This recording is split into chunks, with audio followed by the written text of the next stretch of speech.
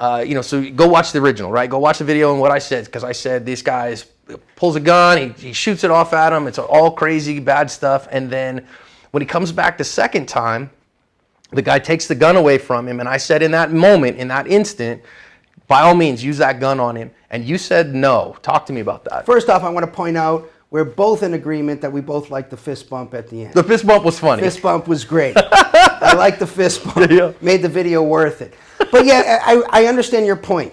But I think that at the moment that, we'll say good guy, because we don't know who these guys are. At the moment good guy takes the gun away from bad guy at the very end of the video. And we immediately see bad guys like they turn and they start exiting. I think at that moment, a prosecutor would very likely say the threat is gone. I think that the requirement of an imminent threat at that moment is gone. And if good guy then takes the gun and shoots bad guy, looks more like a vengeful type of a shooting. This is street justice at that point. Look, we agree. Probably, maybe everybody's better off if he did shoot the guy, right? These guys look like... Some people need killing. These guys might have been in that category. We don't know. But so morally, we sort of understand if he does shoot the guy. Legally speaking, I think there's a very high probability that if good guy shoots bad guy after good guy takes the gun away from bad guy, I think a prosecutor is going to say this is street justice at this point. This is vengeance at this point. The imminency of the threat is gone. We could speculate and say maybe they had another gun or another knife, but we don't have any evidence of that. All we really got is there was a gun, there was a threat, there was it looks like bad guys open the door. I get all that, shoot them at any moment during that time, no problem. But once that threat is neutralized and the gun is now taken away, I think if you shoot bad guy at that point, you're probably looking at a second degree or a manslaughter type of charge. I don't think a prosecutor is going to be happy with that. So again, this is a guy who deals with this every day of his life, right? You're the guy that's talking to the DA about charges.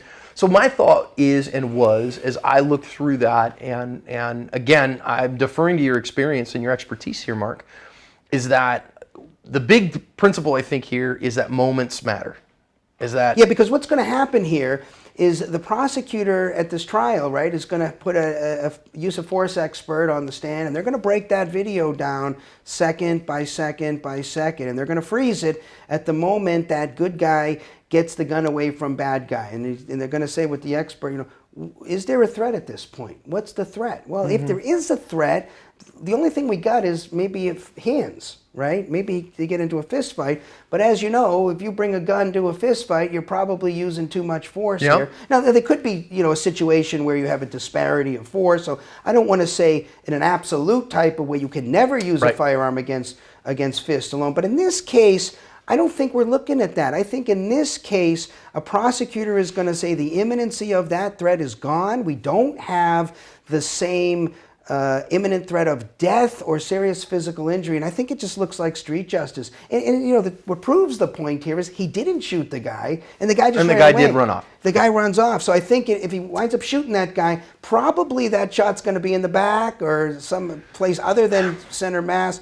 And even if it is, you're shooting an unarmed guy that you know is unarmed because you just disarmed him. So my thought is that they made a forcible entry on an occupied vehicle. So here in Arizona, you're like, hey, forcible entry, occupied vehicle, that's a carjacking attempt, that's a violent felony, and that doesn't require them to be armed. So my other thought on that is that as moments matter, in the moment that I've taken that away, I have in that moment two guys piling in through my door who have forcibly entered and discharged their gun at me, and so I still have what I reasonably perceive to be a threat of great bodily harm in my immediate vicinity, of two guys piling in my car in a forcible entry. Yeah, there's no bell that rings that says you got it right or I got it right. So it all depends on what those 12 people say. Yes, and what I'm saying is this is much too close for comfort for me, because I think that the chances that you get prosecuted on discharging that firearm that you just took away from the bad guy, who looks like he's in retreat pretty quickly there, I think the odds are you're going to get a charge on that one. So, and listen, I'm going to say I don't disagree with what you've said, Marc, because we just had another video on the channel where we'll put a link to it too, where a guy robbed a Baskin Robbins with a knife, and the good guy actually took the knife away from him. Now, when I said in that one is that he started to retreat and ran off, but then decided to come back. And I said in that moment, aha, so since he's kind of left and then reestablished, now he's a physical threat, not a deadly threat. You can't stab him with the knife. So I don't disagree with you. I guess I'm just looking and thinking in that first moment. Now, in my mind, clearly at some moment, that has to end, right? So the second they start, I recognize, nope, they're turning and fleeing, then I got to let that go. And I think that happens pretty quickly. Pretty quickly. Yeah. Yeah, and really so quickly. I just say, I don't know, maybe you get away with it, but I think the odds are a prosecutor's going to say, wait a second, good guy just took the gun away from bad guy. Good guy's got no reason to believe bad guy's got another gun or a knife or anything like that. I think he's okay pointing the gun at him, no problem. But I think that at that point, even in Arizona, where we're pretty pro-gun here, yeah, pretty we are. self-defense here, I think even in Arizona, that probably is going to get a charge because, look, if you bring the gun out right at the moment the carjacking is happening, even without a gun, I think you're okay. But this plays out a little. There's a struggle. The threat is the gun. The good guy secures the gun at this point. And so I think that my problem is the imminency. And I think there's a real chance you get prosecuted and a pretty serious chance you get convicted. And as I've pointed out in some of my writings before, my 5 things every reasonable gun owner ought to know, I think that what really happens in a case like this is you get forced into a plea bargain, right? Because who wants to take the chance, right? You get charged with a second or a manslaughter, you're looking at a whole bunch of time, and the prosecutor comes in and says, look, we'll give you a deal, maybe you do 6 months, maybe you do a year, something like that, you got a felony. Probably people are going to take that without, they don't want to roll the dice on decades of their lives. So, and I think the big principle here that I'm hearing from you, Mark, is when it's talking about deadly force, is that you want to only use it as an absolute last resort. Don't use that gun unless it's an absolute last resort. I think that, do you have a case in that moment that says, listen, it's in that same moment, in that same action? Maybe, but boy, does it evaporate quickly. And so I think at the end of the thing, the guy made the right choice. They were running off, and he made the right choice not to fire. No question. And so, okay, so maybe what I said there was the less judicious choice, the less conservative choice, shall we say. I agree with everything else you said in the video. But that when you said that, it made me a little nervous because I thought, boy, if this guy discharges around at that point, I just think that look, we're guys who understand self-defense. We appreciate the right to self-defense, but we have to do it smart. You got to be smart about it, and you got to remember the people on your jury don't always feel the same way that you feel or that I feel, and they're going to be on the jury, and the prosecutor may feel differently about it too. And I could see a prosecutor saying, "Look, there was a threat, but the threat ended because you took the gun away from the guy." And you had no other grounds to think that there was sort of another threat. Like the guy pulls out a knife or a gun, no problem, shoot him. But without that, I think that it looks like vengeance to me, and in that situation, there's going to be a charge. Don't think anything there with the 2 guys at the same time, forcible entry, that I'm going to be able to convince the prosecutor you're not going to get this to stick?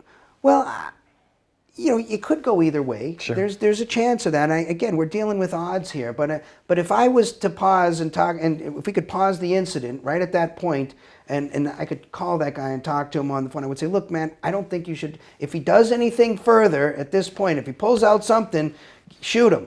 But at this point, hold the gun on him, but he's probably going to retreat and leave. I wouldn't pull the trigger because I think there's a real chance you get prosecuted here. So it sounds to me like maybe my advice there was a little too aggressive. And so more conservative is always mo better, especially when it comes to the moral and legal aspects of use of deadly But not force. too conservative, right? Because that can cost you your life. So these are the responsibilities of gun owners. And this is why your channel is important. People really need to think through these things carefully because this guy had a split second to make that decision. We're sitting here Monday morning quarterback having fun with it, but this guy had a split second. I can't say that I wouldn't have fired in that moment if I was in his shoes, right? Because you're hyped up. In fact, it looked to me like the guy who was driving didn't even realize that he still was in drive because it looked like the car's creeping forward. So things are happening, right? It's a tough situation, and it's hard. you can't train for every possible scenario. The best you can do is really what you're doing on your channel, and the people who are listening to this, I think, are the responsible gun owners. Those are the people I wish all these people trying to ban guns would understand and know that there's a big group of gun owners out there who are trying very hard to be responsible.